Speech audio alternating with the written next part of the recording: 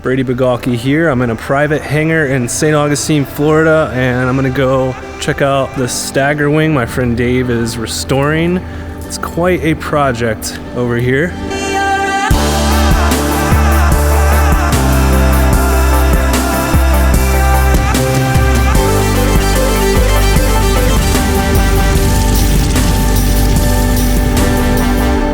What's up, Dave?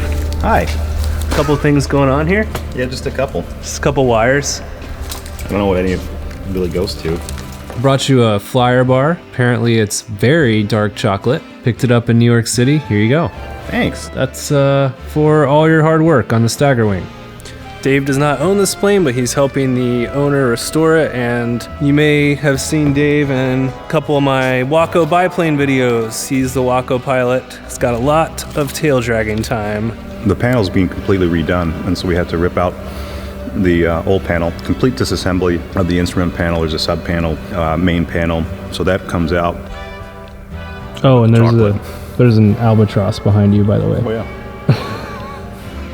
So in order to get to the instruments, these didn't come from the factory with a lot of instruments. It was actually minimal instruments, maybe some basic IFR instrumentation. So over the years, owners have added a suite of instruments for flying in IFR conditions, autopilot, but there's very little room between the firewall and the instrument panel. And so actually, to put in a whole system, you really have to remove the firewall.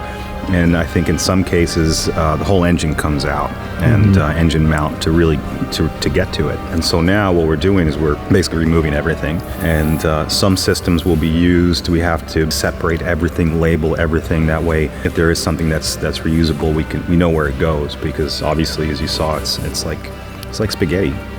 And so that's part of the disassembly process. A lot of people may not see this very often, but for the controls with the yoke up here, you can pull a pin out and it switches back and forth.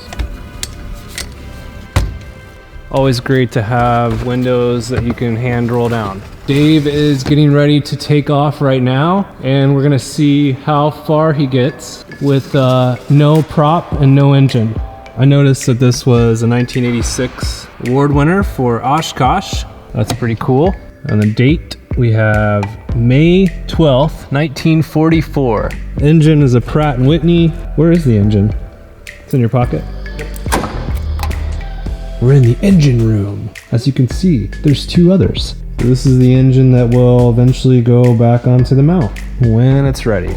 Cowling is right here. Quite a few pieces there. I like the paint job on this plane. Then the wings are being kept over there. We'll go check them out. Don't mind all these classic cars over here. These are the wings. Eventually, those will be put back on. For those unfamiliar with the Beechcraft Model 17 Staggerwing, it was produced during the depths of the Great Depression and was a very expensive aircraft designed as a high-speed, comfortable business airplane. The aircraft was technologically advanced for its time, and the negative staggered wing arrangement actually improved the pilot's visibility from the aircraft, and the airplane's gentle stall characteristics also contributed to the design's classic beauty. Had its first flight on November 4th, 1932, most of them were produced between 1933 and 1949. About 785 of them were built. It was used in World War II, mostly for the US Air Force, as a compact executive type transport or courier aircraft. A lot of people have seen these machines at air shows, but it's really cool to see the inside and see it taken apart in pieces and being restored. It's going to take at least a couple years to restore, but we'll be able to see it finished and look back on this day that it was in shambles and Dave was covered in wires.